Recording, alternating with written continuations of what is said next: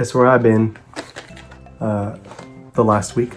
Today I want to talk about my experience at Lightbox, Lightbox 2022. Apologies if my voice is going to sound funny, you know, I'm recovering from a cold.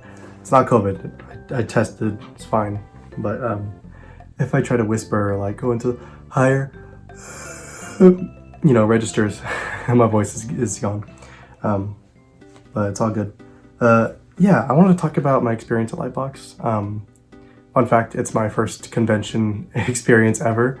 I did want to go to Anime Expo earlier this year in July, but from what I hear about how poorly it's managed, I didn't want that to be my first con experience. Maybe I'll go next year, who knows. But yeah, for those who don't know, Lightbox is a convention focused on art, entertainment, you know, all forms of art. You got conventional, you got digital, you have famous and influential people who work in illustration, movies, TV, games, etc. You got influencers, art educators, students, industry veterans, really people from all walks of life are there. But yeah, overall, I'd say it was a positive experience. I did learn some lessons along the way. We'll get to those later. But yeah, I'd like to break down my experience into the pros and the cons. Starting off with the pros, I got to meet some of my favorite artists. Ergo Josh, Alex Ahad, Marie Loom, Ty Goodwin, V from Creative Block.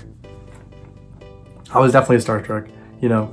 I wanted to take photos with everyone, but I got like kind of nervous and I'm like, nah, you know what? I don't want to be that guy. Like, I know some people, you know, aren't really cool with like having their face shared around. I mean, I know they're at a convention, but it's like, it's different, you know, to just have someone take a picture of you and then just share it on social media. I got a lot of cool art from them. I'll show them here. I got some prints. I got big prints. I got small prints. I got stickers.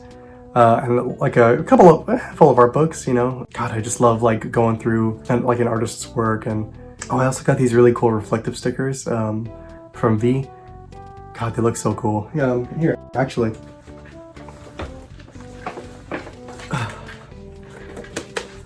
Put some of them on a sketchbook. And we got one from Ty Goodwin over here too. I loved being around a lot of talented people. I'm definitely gonna take more pictures and try to be more open next time. Now moving on to the cons, there was a couple, and I think most of them are attributed to the fact that it was my first convention, so I wasn't quite prepared. So I actually made an itinerary. Each minute was gonna be filled to the brim of going to panels. You know, I'm gonna go to this panel, I'm gonna go to that panel, and then I'm gonna reserve like an hour to just go on lunch break, and then like another hour to go to the artist alley, but that wasn't really the case. That didn't really go how it went. The first panel I you know, lined up for, I got hit with a reality check.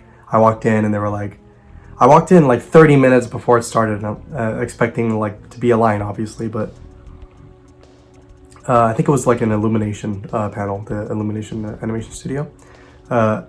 And just immediately they were like, nope, sorry, we're at capacity. So, I mean, just look at this picture. That's pretty much what it was, what we were dealing with. So that really shattered expectations. I also should have known that like it's going to be a big panel, you know, big names and stuff like that. So, I think the ideal is to show up like at least an hour before the panel starts. Really. At the end of the day, I was only able to make it to one panel.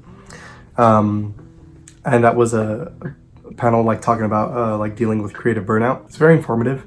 The artist gave some helpful tips, and she explained, you know, from her experience that it showed us that like her art was amazing, and it showed us that like no matter how far you are in your career, you know, sometimes feelings of imposter syndrome and things like that are still present, and you have to deal with that. Also, moving on, portfolio reviews. Okay, so the website said portfolio reviews are first come, first serve, and so I interpreted that as like, okay, there's just gonna be like a long line, you know? That's understandable. So it's like 4 p.m.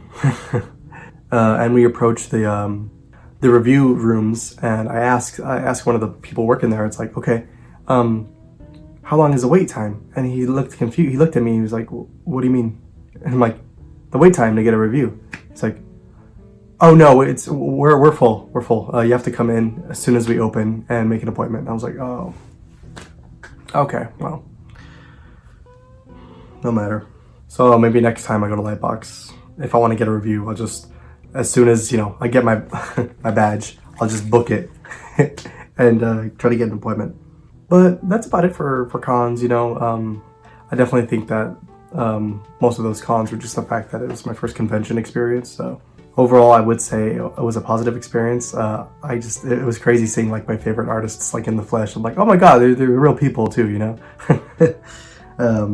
You know, it's one thing to have a community and have friends and have people you follow online, and you know, that's one thing. It's nice, it's convenient, but it's also very rewarding and fulfilling to just have those like in-person, face-to-face, you know, moments as well, and just talking to people, you know, without dealing with the BS of, you know, social media. Or also, I don't know if it's just my mind, my post-COVID mind, where I'm like, oh my god, human faces, this is so nice. Oh, people's voices, oh, it's so different. Oh my god, you know. But you know, that being said, I will be going again next year. So, you know, if you live around SoCal, maybe hit me up. We'll go together, take more pictures, you know, talk to more people, shoot the shit, have a good time. All right, guys, I'm gonna go take some Dayquil, drink some tea, and just get some rest. But I'll see you guys in 2 weeks, and I think you're gonna like the next video. All right, see y'all, bye.